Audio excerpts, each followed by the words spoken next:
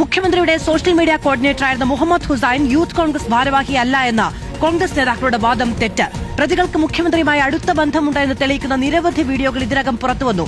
പ്രതിപക്ഷ നേതാവായിരിക്കുമ്പോഴും മുഖ്യമന്ത്രിയായ ശേഷവും വി.ഡി. സതീശന്റെ പ്രൊമോഷൻ വീഡിയോകൾ ലഹരിക്കേസിലെ മുഖ്യപ്രതിയായ മുഹമ്മദ് ഹുസൈന് പങ്കുവച്ചിട്ടുണ്ട്. ഇരുവരും ഒന്നിച്ചുള്ള വീഡിയോകളും നിരവധിയുണ്ട്. ദൃശ്യങ്ങൾ